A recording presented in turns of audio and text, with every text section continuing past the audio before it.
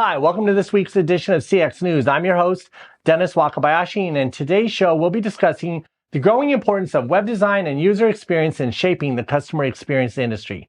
We'll also be exploring the world of product development and how it impacts customer satisfaction with valuable insights from Sean Shepard, the Managing Director of U+. But first, let's talk about some breaking news in the world of customer care. Callzilla, a leading customer service provider, has announced the expansion of its services into South Africa, tapping into the region's booming BPO market. The decision comes in response to the growing demand for high-quality customer service and the wealth of talent available in South Africa. And here's why. South Africa recently emerged as a global destination for English-speaking and bilingual call center services with a youthful, educated, tech-savvy workforce. And did you know South Africa's BPO market currently employs around 240,000 call center agents and is projected to increase to 300,000 agents by the end of 2023. And if you're keeping track, the BPO market is valued at $3.1 billion and is growing by 21 to 23% annually. Now let's talk about Callzilla. Callzilla's South African team is made of a diverse and talented group of customer service professionals dedicated to providing outstanding support that leaves customers with a positive and memorable experience. The company's South African base is located in the beautiful Eastern Cape, known for its stunning landscapes and rich cultural heritage. And now, to learn a little bit more about the BPO market in Africa, I've asked Mr. Rashid Toefy to join me today to tell us what's exactly going on in Africa. Thanks for joining me today, Rashid. Good to be here, Dennis. Thanks for the opportunity. What makes South Africa an ideal destination for BPO and customer service operations? There are two things that make South Africa an ideal destination for BPO and customer service operations. I think the first is that we have a very large, educated, and quite tech-savvy workforce. The second one is that we have superior English language skills. It's one of our first languages, and people have very good customer service ethic as well. How does the South African government plan to support the growth of the BPO industry? We currently are supporting the industry substantially, and the main area where we're contributing is in skills development.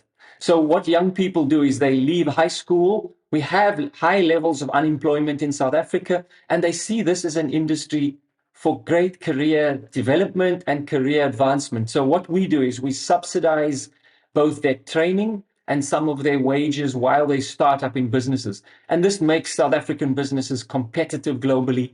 We're also busy working quite substantially on the infrastructure. So, as you know, bandwidth is key. And in South Africa, we're working on making sure there's strong bandwidth throughout these businesses across the market. What sets South African call center agents apart from other outsourcing destinations? One of the advantages of South Africa is that we're equally far from everywhere else in the world, but we're kind of central. We're on the same time zone as Central Europe, but we're just 6 hours to the left to the US, and we're 6 hours off to Asia. And so we have that ability to be accessible and have a lot of uptime. But again, the South African language, the good emotional intelligence, the empathy, the fact that we have good customer service ethic, and that we can handle crises and this fast changing market conditions really well. That's, I think, what makes us competitive and a good outsourcing destination. And now that we know a little bit about what the BPO industry is like in South Africa, let's hear from the CEO of Callzilla, Mr. Neal Topf.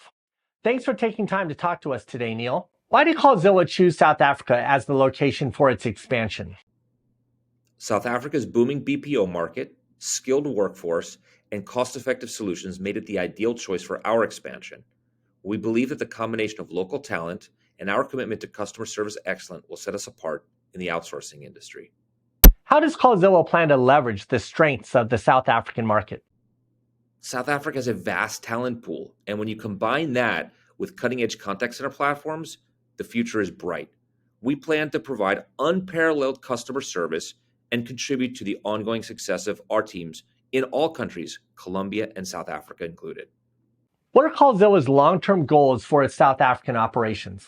We want to be a long-term player. We want to create jobs. We want to create careers. We want to add to the local economy. We want to work together and collaborate with the South African government. And we want to bring the smiles that we experienced when we first got to know the marketplace. We want to bring those to the global customer experience and contact center industry. And we know when we do that, everyone benefits, our clients and our clients' customers. and our employees as well. Thank you so much for sharing with us today, Neal. It really sounds like the BPO industry in South Africa is heating up. To hear more about what's happening from the inside of Callzilla, I've asked Stephanie Fritz to come in and give us the inside scoop. Thanks for talking to me today, Steph. Of course, it's great to be here. Can we start with what type of clients can benefit most from Callzilla's services in South Africa? So, our South African team caters to a wide range of clients, from small businesses to large corporations across various industries. Clients looking for high quality native English speaking agents also benefit from our South African team. And really, the skilled and educated workforce allows us to provide the best possible customer support. And how does Callzilla ensure a seamless transition for companies who want to work with your South African team? Of course. So when a new client comes on board, they are assigned a dedicated client success member of our Callzilla team who really holds their hand and walks them through the entire implementation process. In addition to that, we invest in a comprehensive training program, detailed knowledge transfer, and continuous skills development for our South African agents to ensure they're fully equipped to meet the needs and expectations of all of our clients.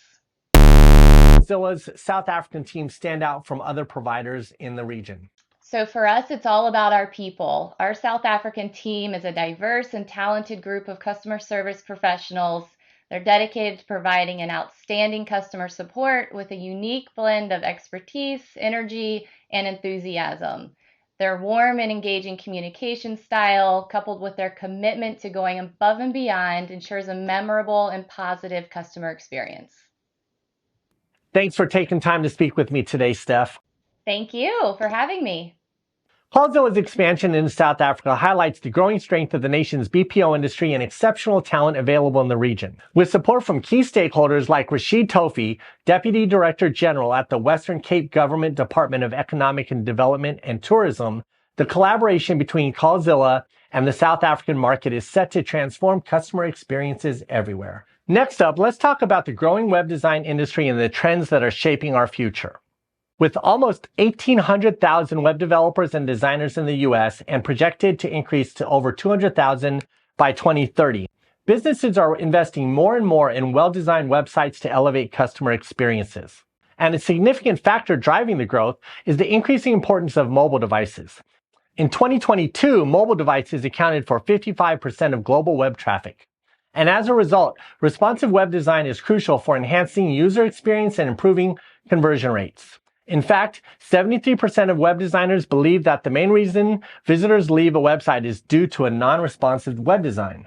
Additionally, e-commerce is another area where web design plays a vital role, with 23% of small retailers lacking a website and studies showing that 60% of customers consider usability when shopping online.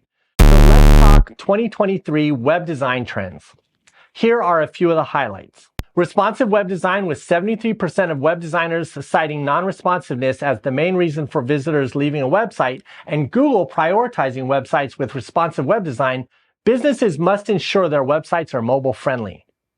E-commerce web design. A user-friendly, visually appealing online store is essential for attracting and retaining customers, with 85% of shoppers stating that product information and photos are crucial when deciding which retailer or brand to buy from.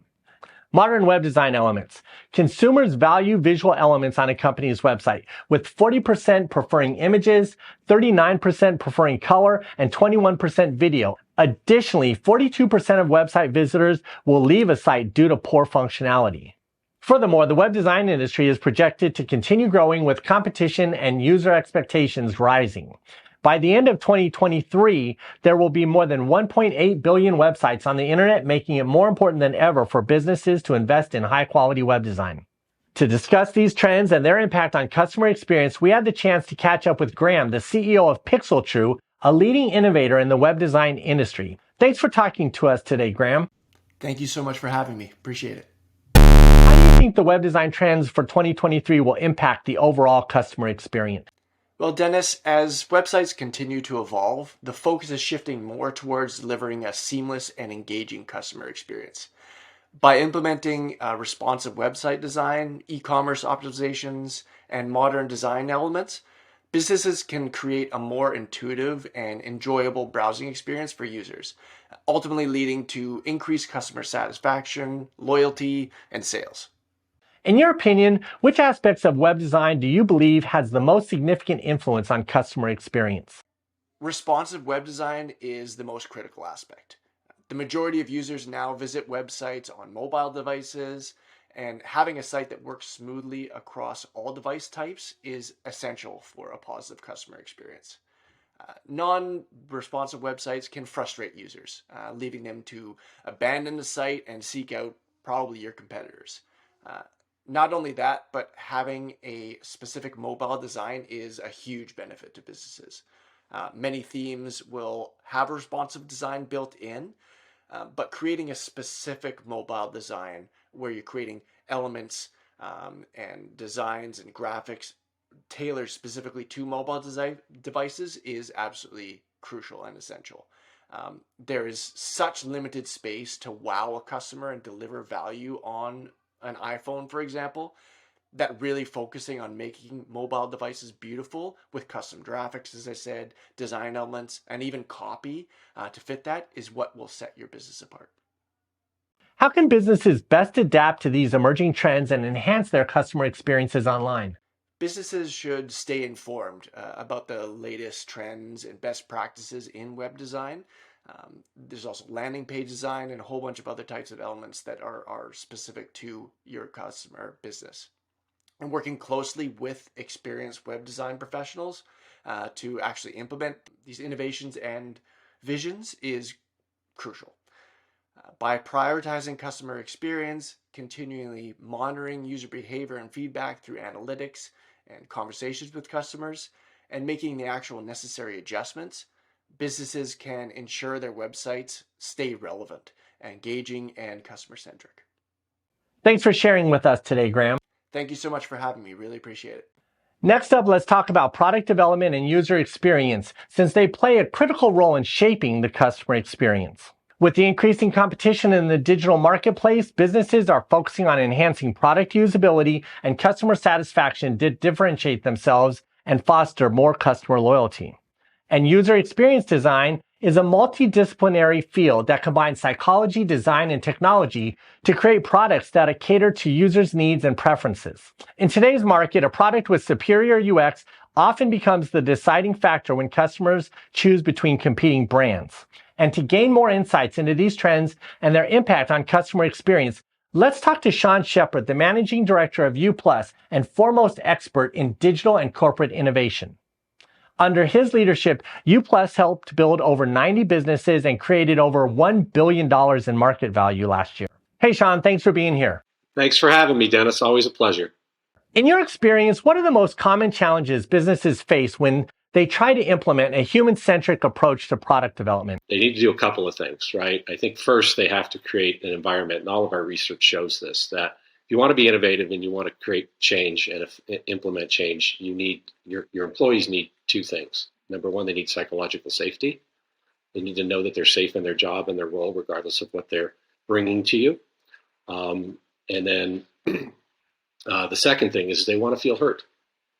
And if they don't feel heard, they're not going to speak up. And so it's really challenging to curate new ideas, much less implement those ideas. How can companies effectively promote employee engagement and diversity to drive innovation in the product development process? Yeah, well, it ties to what I just said about you have to create a culture where people feel safe and they feel heard, and then you need to implement exercises to start doing that. I'm a big fan of Edward de Bono's 6 Hats methodology, which is actually a group exercise that creates 6 different perspectives that everyone can experience themselves. So it opens up and surfaces biases, ways of thinking that foster more collaborative work. And that's the kind of thing you can do at a workshop level. I think the other thing you need to do is you should bring in outside help from people who already think and operate in this fashion. Startups, entrepreneurs, entrepreneurial thinking that recognize that no one cares about our products, they care about their problems and whether or not we can solve them, and that we should be asking questions first in tremendous depth to understand how to solve those problems and create value around it before we invest in building anything just because we think it's cool.